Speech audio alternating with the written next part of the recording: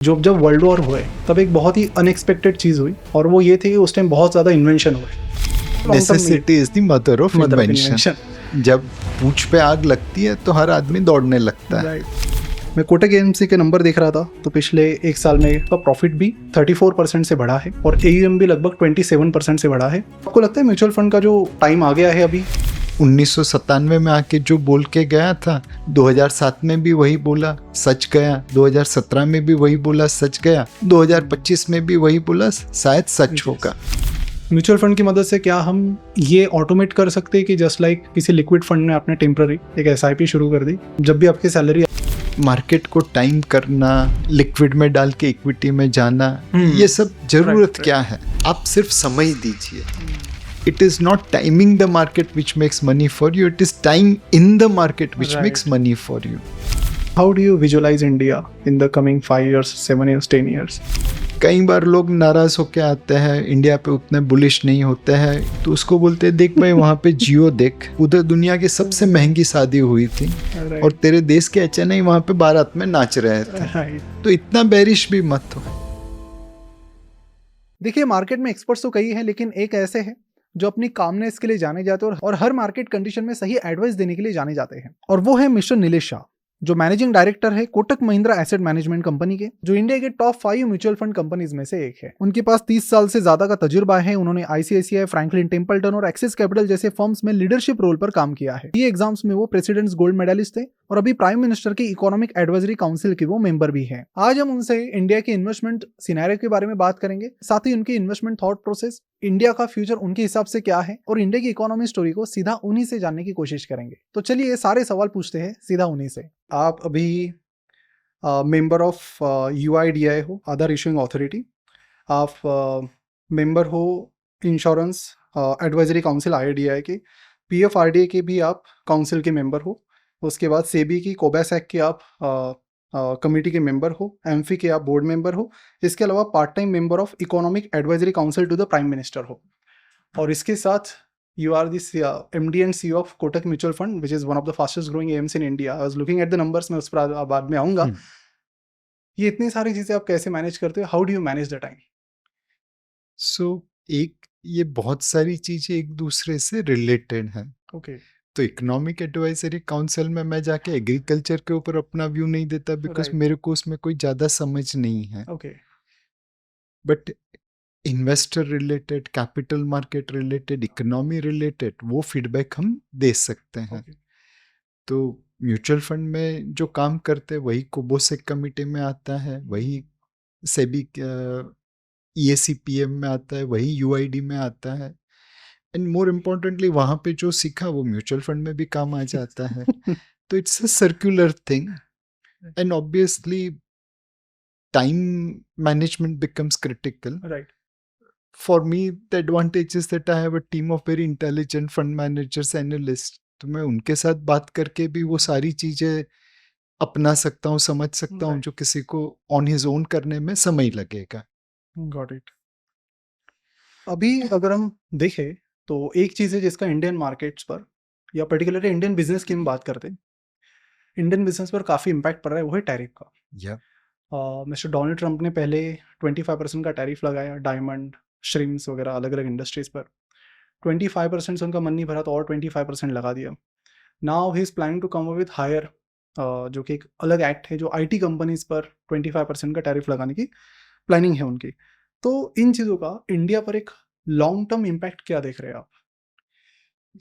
President Trump जो tariff लगा रहे हैं उससे हमारी इकोनॉमी पे एडवर्स इम्पैक्ट पड़ेगा। Textiles, gem and jewellery, aquaculture, handicraft, यह अमेरिका में एक्सपोर्ट करना अब नामुमकिन हो जाएगा, बिकॉज बाकी लोगों को 19% और हम लोगों पे 50%, 31% प्राइस डिफरेंस करना बहुत मुश्किल है। बट यही tariff could be silver lining in the dark cloud. एक, जब आपके दरवाजे बंद हो जाते हैं तो आपको दूसरा दरवाजा खोलना पड़ता है। हमारी इकोनॉमी में रिफॉर्म्स की मोमेंटम रुक गई थी थोड़ी, बिकॉज हम बहुत अच्छा कर रहे थे, तो वो जरूरत नहीं पड़ी थी कि हम अपनी रिफॉर्म्स की रफ्तार को तेज करें। अब बिकॉज टैरिफ की वजह से ग्रोथ पे एडवर्स इम्पैक्ट आएगी, तो हो सकता है कि सरकार रिफॉर्म की रफ्तार तेज कर दे। दूसरा, आज जीबीपी, यूरो, येन, रेनबी, इसके सामने रुपया डिप्रिशिएट हुआ है 10-12%। राइट। आप उन मार्केट में एक्सपोर्ट कर सकते हो, तो हमारी alternate export market outside of US भी डेवलप हो सकती है। अब ये सब चीजें अपने आप नहीं होगी, हमें काम करना पड़ेगा, मेहनत करनी पड़ेगी। तो मैं समझता हूं कि यूएस टैरिफ से हमारी इकोनॉमी पे एडवर्स इम्पैक्ट जरूर होगी, but it is a blessing in disguise, because अब हम रिफॉर्म्स की मोमेंटम तेज कर देंगे, ऑल्टरनेट मार्केट डेवलप कर लेंगे और अपनी इकोनॉमी को, डोमेस्टिक इकोनॉमी को स्टिम्युलेट करने की कोशिश करेंगे। तो किसी किताब में मैंने, जैसे आपकी बातों से मुझे याद आया कि एक किताब है जिसमें लिखा गया कि जब जब वर्ल्ड वॉर हुए तब एक बहुत ही अनएक्सपेक्टेड चीज़ हुई, और वो ये थी कि उस टाइम बहुत ज़्यादा इन्वेंशन हुए क्योंकि ज़रूरत थी। यस। तो उससे पहले ज़रूरत उतनी लगी नहीं लोगों को। माइक्रोवेव ओवन हो गए, बहुत सारी इलेक्ट्रॉनिक इंस्ट्रूमेंट जो हम आज की डेट में यूज़ कर रहे हैं, they came from world war two. तो this is something like you are saying कि आने वाले टाइम में, मतलब लॉन्ग टर्म में, necessity is the mother of mother of invention. Invention. जब पूंछ पे आग लगती है तो हर आदमी दौड़ने लगता है। राइट। अभी अगर एक सेक्टर में देखता हूँ कि जिसकी, मतलब कई सारे ऐसे सेक्टर्स हैं जिनकी थोड़ी बहुत डिपेंडेंसी है, पर एक आईटी आउटसोर्सिंग इंडस्ट्री अगर देखा जाए, जो ऑलरेडी उसमें से बड़ी बड़ी कंपनीज अगर देखें तो ऑलरेडी उनकी ग्रोथ की पेस कम हो चुकी है, 10-12% पर वो आ चुके हैं, और उसमें भी क्लोज टू 50%, कुछ कुछ में मोर देन 50% डिपेंडेंसी यूएस पर है। तो इस आईटी सेक्टर पर मैं अगर देखूँ, पर्टिकुलरली आईटी आउटसोर्सिंग पर, तो वहाँ पर आपको क्या लगता है इनमें, मतलब क्योंकि आर&डी में ये लोग इन्वेस्ट नहीं कर रहे, बहुत सारे टाइम हम देखते हैं कि दे आर गिविंग डिविडेंड्स। अभी डिविडेंड पे टैक्स आ गया तो फिर बायबैक पर आ गए हैं। सो आईटी कंपनीज दूसरों के प्रोडक्ट यूज करके अपने क्लाइंट्स को सर्विस दे रहे हैं। राइट। अगर वो लोग खुद उनके जैसे प्रोडक्ट बनाने लगे तो जाहिर है कि वो कंपनीज उन्हें प्रोडक्ट देगी नहीं। राइट। अगर प्रोडक्ट देंगे नहीं तो कस्टमर को सर्विस क्या करेंगे? सो इन्होंने इसलिए प्रोडक्ट में निवेश नहीं किया, बिकॉज नहीं तो उनका एग्जिस्टिंग धंधा बंद हो जाता। अब फ्यूचर में कुछ होने वाला है, इसलिए आज अपने पाँव पे कुल्हाड़ी थोड़ी कोई मारेगा। Right. A bird in a hand is always better than two in a bush. Right. So there is a reason why Indian IT companies have not done what they should have done as per Okay. the expectations of the market. Now, अब उनके सामने एक opportunity आई है। जब typewriter की जगह पे computer आ गया तो टाइपिस्ट के जॉब चले गए, राइट। बट जिनको कंप्यूटर आता था उनके लिए तो जॉब्स बहुत बढ़ बहुत गए। बढ़ गए। यस। ओवरऑल इकोनॉमी का ग्रोथ बहुत हुआ। राइट। आईटी में अब एआई की वजह से टाइपराइटर से कंप्यूटर का जमाना आ राइट। रहा है। राइट। अगर आपको एआई को लिवरेज करना है, यूज करना है, तो डेटा होना जरूरी है। बहुत सारी कंपनीज में डेटा आज बिखरा पड़ा है। यस। आप उनको एक जगह में जमा करेंगे, स्ट्रक्चर्ड करेंगे, लोगों की जरूरत पड़ेगी। फिर डेटा जब एक जगह पे जमा हो गया तो उसे सिक्योर करने में जान निकल जाएगी। यस। बिकॉज जैसे राक्षस का जीव उसकी चोटी में रहता था, वैसे कंपनी का जीव उसके डेटा में रहेगा। उस चोटी को सुरक्षित रखना जरूरी था राक्षस के जीवन के लिए, उसी तरह अपने डेटा को सुरक्षित रखना कंपनी के लिए जरूरी होगा। वो चौकीदारी करने के लिए हमारी आईटी कंपनी को बुलाएगा। Right. So enterprise AI could be opportunity. दूसरा है कि आज एआई की वजह से प्रोडक्टिविटी, एजिलिटी, एफिशिएंसी बहुत बढ़ गई। राइट। तो हर देश में तो एआई समझ सके, अपना सके इतना वर्कफोर्स है नहीं। राइट। भारत के पास फ्लेक्सिबल लोग हैं। हम लोग एआई को लिवरेज करके कस्टमर्स को चीपर, बेटर, फास्टर सॉल्यूशन दे सकते हैं। राइट। हम दूसरे देशों का बिजनेस यहाँ पे ला सकते हैं। तो आईटी क्षेत्र में वह कंपनी अच्छा करेगी जो एआई को लिवरेज करके अपने कस्टमर्स को चीपर, बेटर, फास्टर सॉल्यूशन देगी, और जो एआई को लिवरेज करके एंटरप्राइज एआई में बहुत आगे जाएंगे।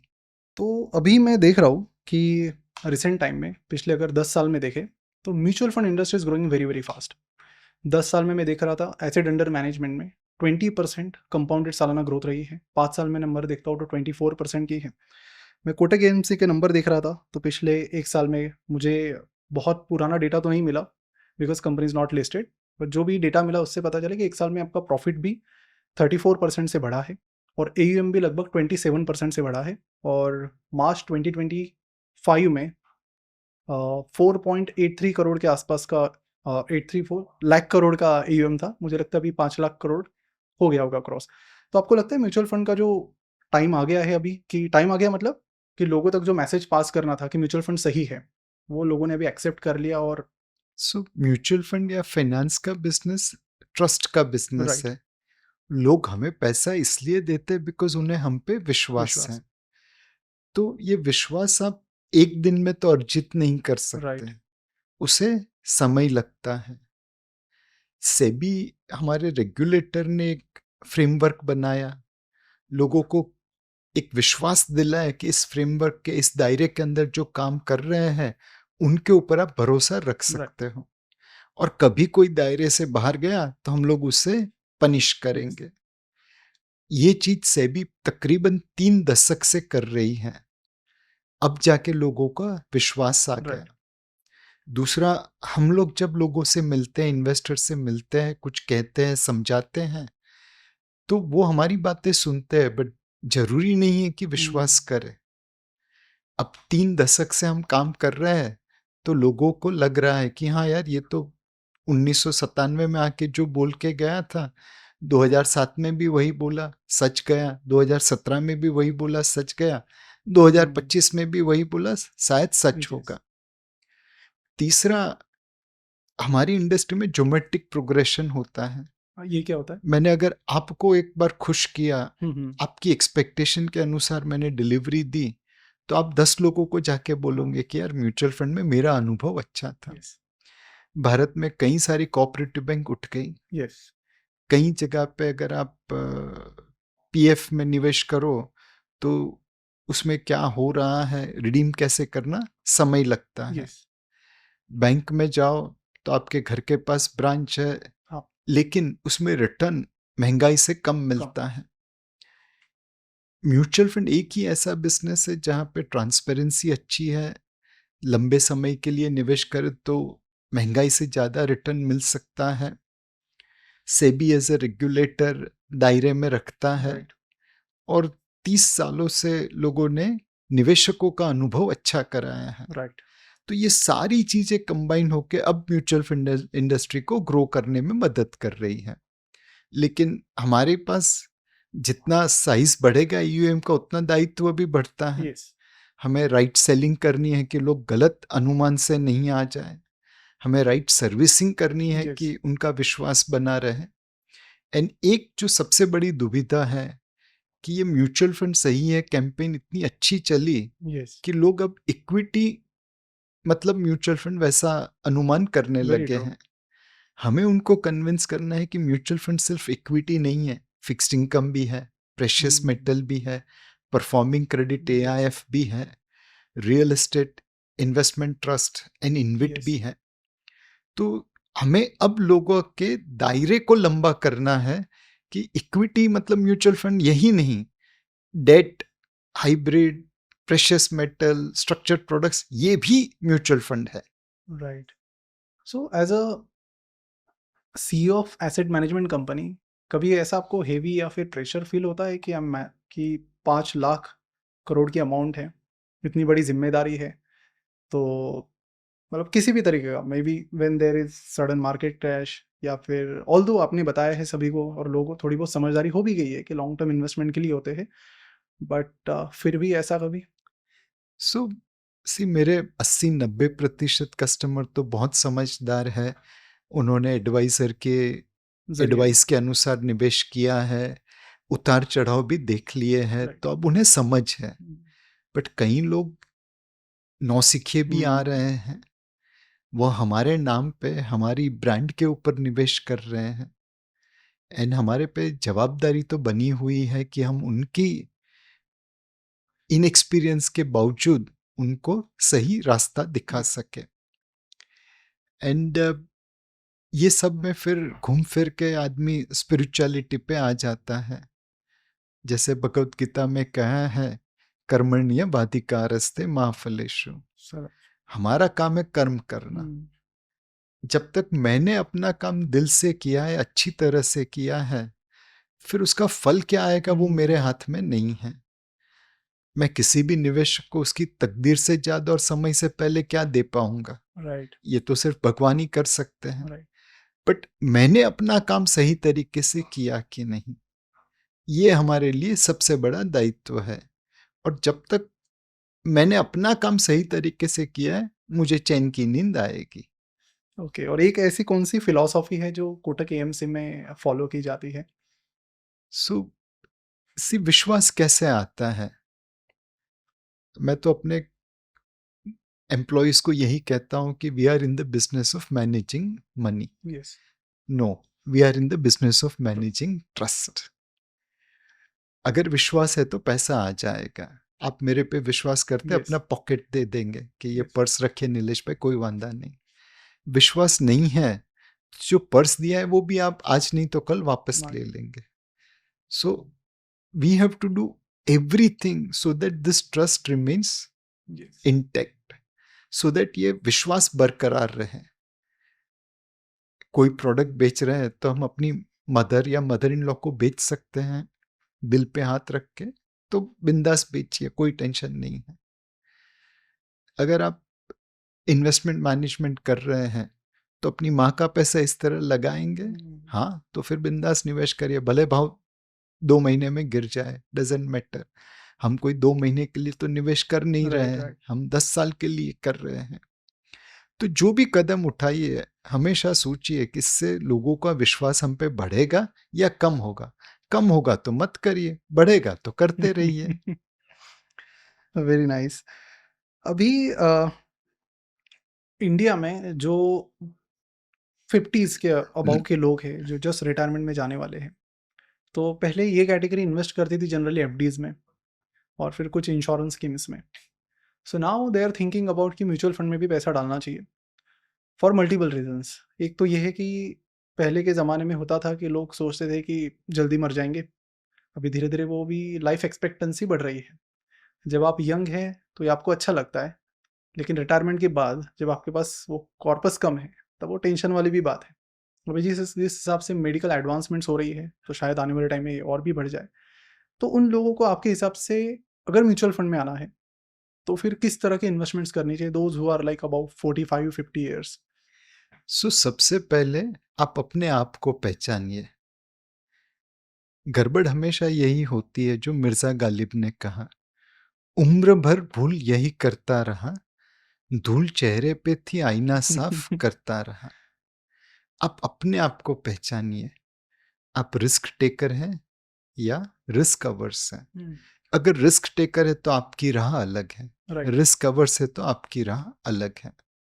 हमने कोविड के समय में बड़े अच्छे लोगों को देखा जिन्हें पैसे की जरूरत नहीं थी, बट मार्केट की गिरावट में इतने डर गए कि उन्होंने रिडीम कर दिया।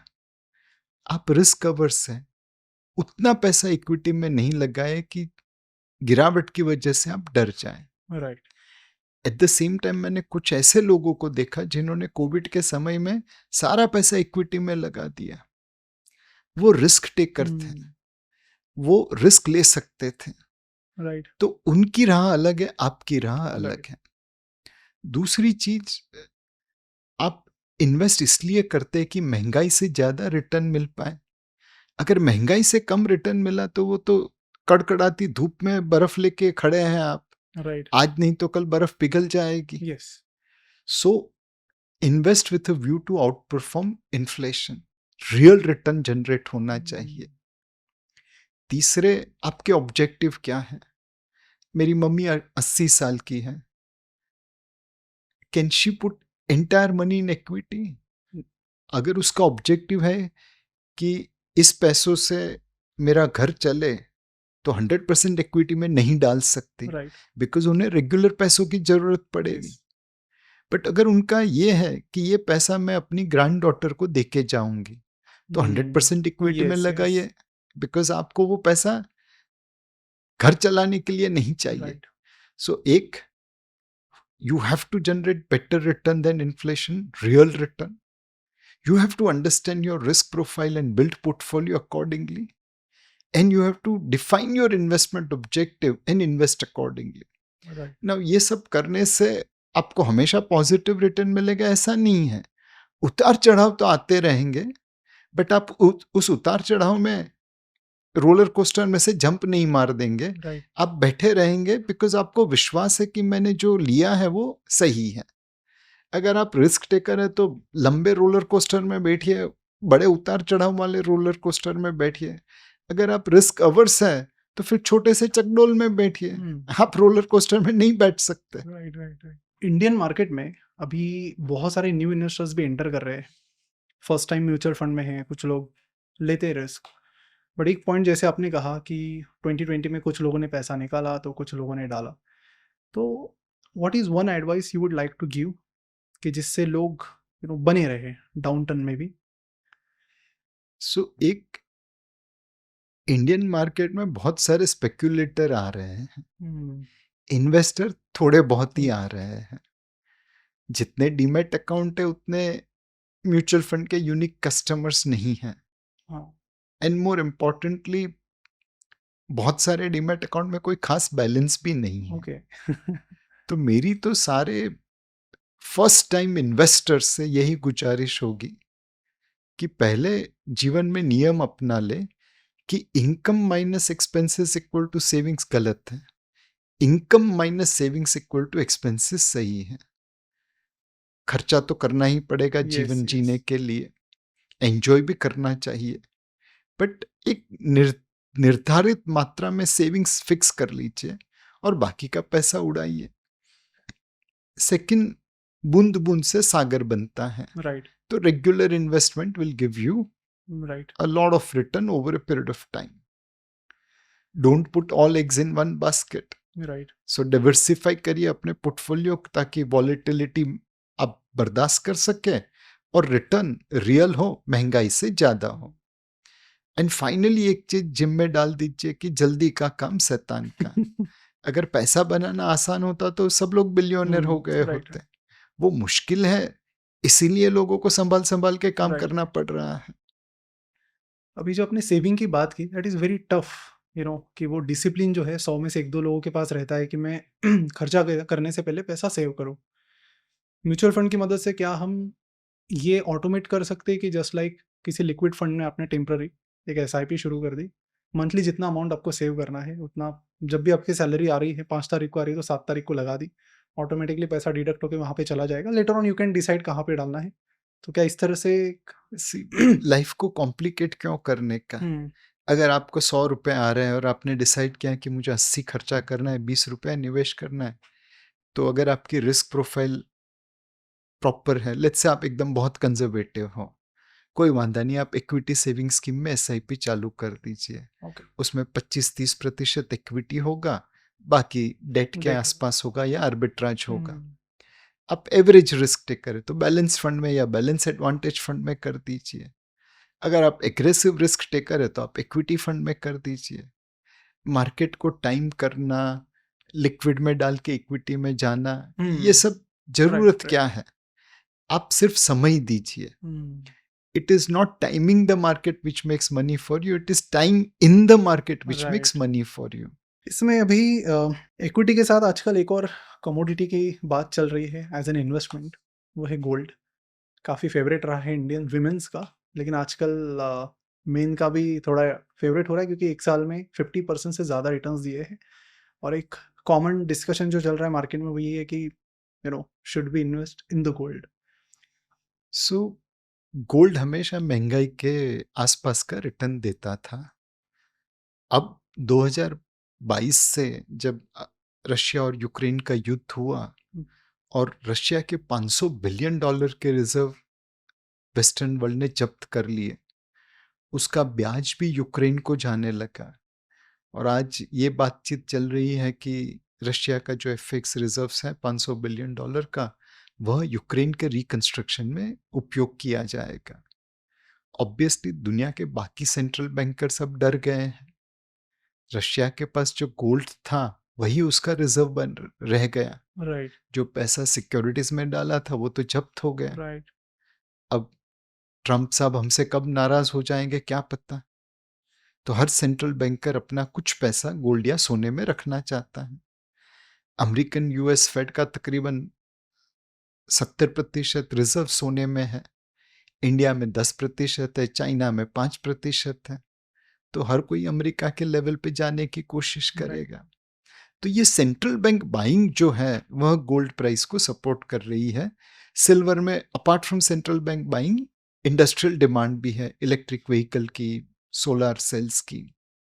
तो मेरे हिसाब से ये दोनों कमोडिटी को आप निवेश कर सकते हैं। गोल्ड और सिल्वर में कोई फंडामेंटल वैल्यू नहीं है, कोई कैश फ्लो नहीं है, कोई डिविडेंड नहीं है, कोई बोनस नहीं है, कोई रिटर्न ऑन इक्विटी नहीं है। तो इसे आप अपने पोर्टफोलियो में रिस्क प्रोफाइल के अनुसार एक लिमिट में रखना। बिकॉज लास्ट ईयर 50% रिटर्न था, तो 7% सोने में निवेश करना खतरे से खाली नहीं होगा।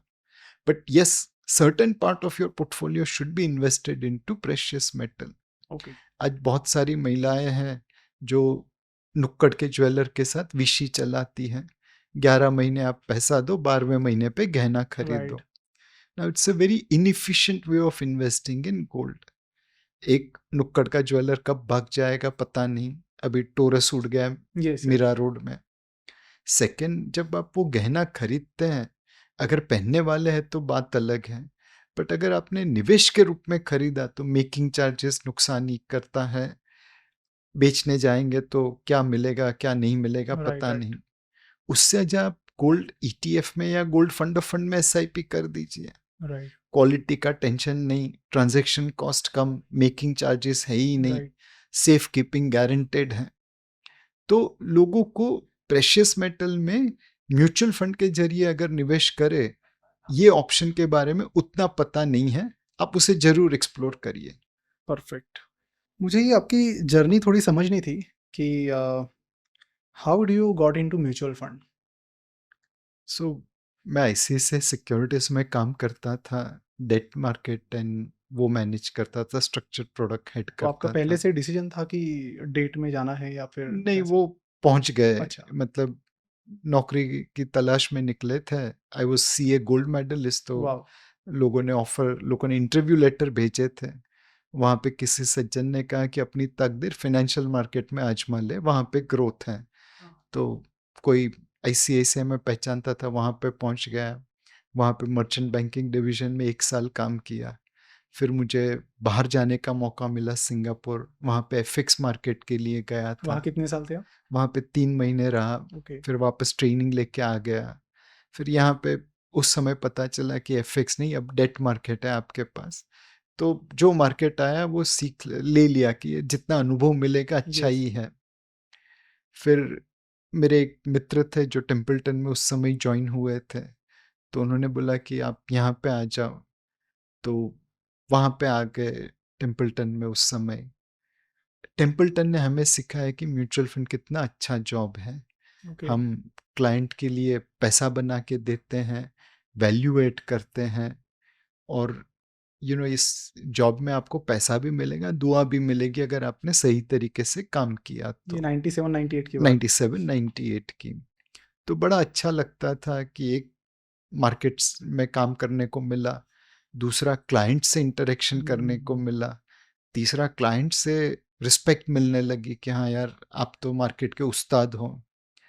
तो ये जर्नी वहाँ पे चालू हुई।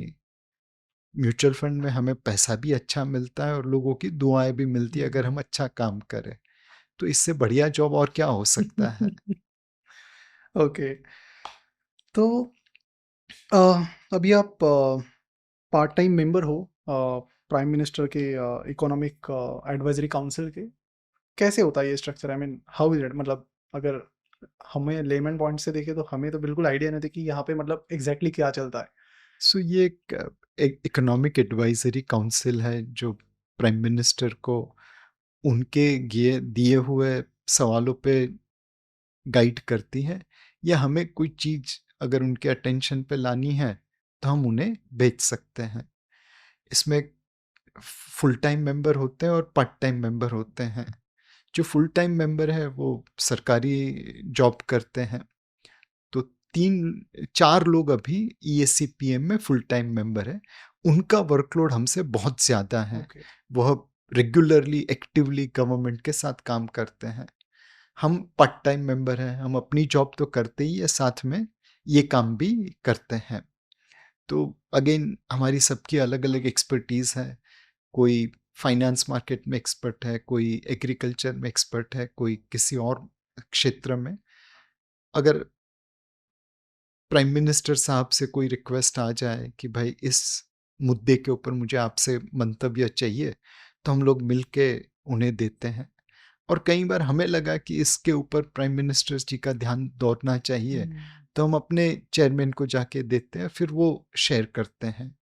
तो it's a mechanism whereby there is a two-way interaction between government and market expert. Okay.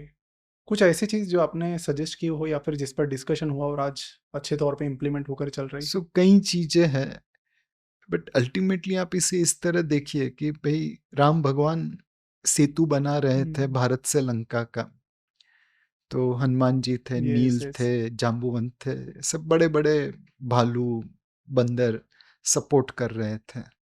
उसमें फिर छोटी छोटी गिलहरी आ गई, वो छोटे छोटे स्टोन्स लेके डाल रही थी। तो ये लोगों ने राम भगवान से कंप्लेंट कर दी कि ये छोटी गिलहरी इतना छोटा स्टोन लेके आ रही है, हमारे पाँव में आ जाएगी, मर जाएगी। तो आप उसे अरे बोलो कि ये करने की ज़रूरत नहीं है, सेतु तो बड़े पत्थर से ही बनेगा, ये छोटे छोटे पत्थर से क्या अरे होगा। तो राम भगवान ने उन्हें समझाया कि देखो ये गिलहरी भी अपनी कैपेबिलिटी के अनुसार इस कार्य में योगदान कर रही है, और वो जो छोटे छोटे पत्थर है वही इस बड़े पत्थरों को भी जॉइंट कर रही है, जो छोटा छोटा गैप है वो डाल रही है। तो उनको अपनी शक्ति के अनुसार काम करने दो, आप अपनी शक्ति के अनुसार योगदान करिए। तो आज भारत भी एक विकसित भारत बनने की तरह जा रहा है। यह भी राम सेतु जितना ही कठिन कार्य है। अब बड़े-बड़े लोग हैं, वो बड़ा कंट्रीब्यूशन करते हैं, देश के उद्योगपति हैं, देश के ब्यूरोक्रेट्स हैं, पॉलिटिशियंस हैं। राइट। हम छोटी-छोटी गिलहरी हैं, हमारी जितनी शक्ति है, उतना योगदान हम कर रहे हैं। कल जब भारत विकसित बन जाएगा, तो हम भी अपने बच्चों से कह पाएँगे कि हाँ, इसमें हमारा भी कुछ योगदान था। और आप कैसे, मतलब मैं इसके पॉइंट ऑफ व्यू से बात करूँ कि आप जो मेंबर हो, पार्ट टाइम मेंबर, उसके हिसाब से बात करूँ, how do you visualise India in the coming 5 years, 7 years, 10 years? So आज आप हम बीकेसी में बैठे हैं, हाँ। कोई बहुत बुलिश होके आता है भारत के ऊपर, तो हम उस कोने में लेके जाते हैं जहाँ से धारा भी दिखती है। अच्छा। तो उसको कहते हैं, देख भाई तू भारत पे बुलिश है, बात सही है, बट याद रखना कि हमारे यहाँ धारा भी है जो दुनिया की सबसे बड़ी स्लम है। यस। कई बार लोग नाराज होके आते हैं, इंडिया पे उतने बुलिश नहीं होते हैं, कुछ कुछ सुना होता है। तो उसको बोलते हैं, देख भाई वहाँ पे जियो देख, उधर दुनिया की सबसे महंगी शादी हुई थी, और राइट तेरे देश के HNI वहाँ पे बारात में नाच रहे थे। राइट। तो इतना बेरिश भी मत हो। एक ही ऑफिस के 2 कोने से हम उन्हें दूसरा भारत दिखा सकते हैं। एक समृद्ध भारत है, एक अभी भी बेसहारा भारत है। मेरे हिसाब से विकसित भारत मतलब ऐसा भारत जहाँ पे कोई धारावी ना हो, हाँ। सब लोग समृद्ध हो, संपन्न हो, सुखी हो। राइट, इससे बड़ी एक्सप्लेनेशन नहीं हो सकता आपने। बहुत अच्छा एग्जांपल दिया। अभी बहुत सारे जो आज के डेट में अगर देखें तो पिछले कुछ सालों में साइबर क्राइम्स काफ़ी बढ़ रहे हैं। पर्टिकुलरली अभी धीरे-धीरे म्यूचुअल फंड इन्वेस्टर्स होंगे, पर्टिकुलरली बुजुर्ग लोग, यंग लोग ठीक है, थोड़े बहुत है सेवी है, मोबाइल सेवी, इंटरनेट सेवी, उनको टारगेट किया जा रहा है। तो उनके लिए क्या कुछ सजेशंस रहेंगे सो इससे बचने के? एक ही है कि जहाँ पे आपको संशय पड़े, वहाँ पे आप एक्सपर्ट्स की मदद करिए और मदद लीजिए। हुँ, आपको कॉल आता है, वो आपको डराते हैं, धमकाते हैं, कभी-कभी पुलिस के ड्रेस में भी होते हैं। बट आप ये समझिए कि भारत की पुलिस आपको हैरान करने के लिए थोड़ी बनाई गई है। उनके ऊपर भी दायित्व है कानून का। तो ये सारी चीज़ों को आप ध्यान में रखिए, और जहाँ पे डर लगा, संशय पड़ा, किसी एक्सपर्ट से पूछ लीजिए। आपको 2 मिनट में दूध का दूध, पानी का पानी हो जाएगा। जब आपने कुछ गलत नहीं किया है तो प्लीज डरिए मत। आज हमें भी ऐसे फोन आते रहते हैं, हम उसे इग्नोर कर देते हैं। नोटिफिकेशन आते हैं, हम उसे इग्नोर कर देते हैं। तो ये सारे डर का निवारण यही है कि आप जागरूक बनिए। थोड़ी मैं अभी इन्वेस्टमेंट फिलॉसफी पर आता हूँ कि एट कोटक एएमसी मतलब किस तरह की इन्वेस्टमेंट फिलॉसफी आप ओवरऑल फॉलो करते हैं। एंड सेकेंड थिंग इज़ कि इंडिया में अब दिन ब दिन देखे जाए तो एसेट मैनेजमेंट कंपनीज की संख्या बड़ी बढ़ रही है। रिसेंटली बहुत सारी कंपनीज ने यहाँ पे भी इंटर किया है। तो कैसे आप यू नो आइडेंटिफाई करते हैं कोटक एएमसी को, या फिर यूएसपी की अगर मैं बात करूँ तो वो क्या जनरली है आपकी? सो हमारा एक ही मिशन है, Kotak Mahindra asset management company को या कोटक म्यूचुअल फंड को हम भारत का सबसे ट्रस्टवर्दी म्यूचुअल फंड बना दे। उसके लिए जो भी अच्छा काम है, सही काम है, वो हमें करना है। क्लाइंट फर्स्ट हमारी फिलॉसफी है। अब यही चीज अगर हम इन्वेस्टमेंट मैनेजमेंट में लेके जाए तो लोग यही चाहेंगे कि भाई जब आप कुशल ड्राइवर हो तो एक्सीडेंट मत करिए। तो एक है कि हम एक्सीडेंट कम से कम करें। उम्मीद है कि हम एक भी एक्सीडेंट नहीं करें, बट अगर गलती से कोई हो भी जाए तो जानलेवा ना हो। राइट। दूसरा है कि हम बेंचमार्क इंडेक्स से ज़्यादा परफॉर्मेंस दे, वैल्यू ऐड करें। अगर मैं इंडेक्स से कम परफॉर्मेंस दे रहा हूं तो प्रोफेशनल कैसा? मुझे आपको एक सही समय पे सही मकाम पे पहुंचाना है, तो वैल्यू ऐड करना बहुत ज़रूरी है। हमारी फिलॉसफी बहुत सिंपल है, हमें अच्छे बिजनेस में निवेश करना है, रियल बिजनेस में निवेश करना है, फ्रॉड बिजनेस से दूर रहना है। दूसरा, ऐसे प्रमोटर के साथ एंटरप्रेन्योर में निवेश करना है जो एक विजन लेके चला हो, एग्जीक्यूशन के लिए दिन रात मेहनत करेगा, एंड मोस्ट इंपॉर्टेंटली वह हमसे मिस गवर्नेंस नहीं करेगा, हमसे चोरी चकारी नहीं करेगा। एंड फाइनली मुझे अगर इस एंटरप्रेन्योर्स में निवेश करना है तो एक सही दाम पे करूं। सोने को हीरे के दाम पे खरीदने का मतलब नहीं है, और हीरा सोने के दाम पे मिले उसकी राह देखना भी गलत होगा। तो आपको एक सही दाम लेके खरीदना है, सोना सोने के भाव पे, पित्तल पित्तल के भाव पे, और डायमंड डायमंड के भाव पे। कोई ऐसा इंडिकेटर आप देखते हैं एक हाथ की जिससे आपको ये पता चले कि ये मैनेजमेंट कुछ गड़बड़ कर सकता है, वहां से आपको कुछ इंडिकेशंस आती हो? सो कोई लिखा के तो आता नहीं कि मैं चोरी या करने वाला हूं। आपको पता कैसे चलेगा? राइट। एक बड़ी बड़ी डींगे फेंक रहा है तो आपको लगेगा कि भाई ये तो इतनी लंबी फेंक रहा है, मैं कहाँ पकड़ने जाऊंगा। दूसरा है जो बोलता है वो करता नहीं है। तीसरा है कि कई बार वो जो बोलता है वो करता है बट दिखता नहीं है। तो आपको तो हमेशा आंख कान खुले रखने हैं। राइट। एक आदत है कि आप अपने निवेश के साथ प्रेम में पड़ जाते हैं कि मैं कैसे गलत हो सकता हूँ इस प्रमोटर के बारे में। अपनी इमोशंस को बाजू पे रखिए, रैशनली देखिए क्या वो जो बोलता है वो होता है, जो बोलता है वो होता है तो क्या दिखता है, और जो बोल रहा है उसमें कितना दम है। आज मैं आके कहूं कि मुझे चांद पे जाने का रॉकेट बनाना है, वेल तुम्हारी औकात है नहीं है, लंबी फेंक रहा है तो छोड़ दो उसे। बट मैं आके ये कहूं कि भाई आप मेरे फंड में निवेश करिए, हमारा 15 साल का अनुभव है, हमने ये किया वो किया, तो आप मेरे पे विश्वास रख सकते हैं कि नहीं यार ये जो बोल रहा है सच लगता है।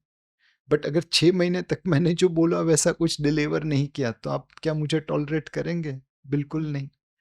तो सोचिए, समझिए और परखिए, और फिर विश्वास आए तो उसके साथ निवेश करिए। राइट। आपकी day to day life generally कैसा है? डे एज अ मतलब कैसे होता है? मतलब in the morning when you wake up कुछ ऐसा कुछ मेरा रिचुअल आप काम फॉलो तो करते हैं? कंडक्टर का है। राइट। मेरी टीम है जो म्यूजिकल इंस्ट्रूमेंट बजाती है। राइट। अब इंडिविजुअली वो सब माहिर है अपने अपने इंस्ट्रूमेंट में, मुझे तो उन्हें नोट देना है ताकि जो वो बजा रहे हैं वो म्यूजिक लगे और आवाज नहीं लगे, नॉइज नहीं लगे। तो हमारा काम है नोट्स के हिसाब से चलना।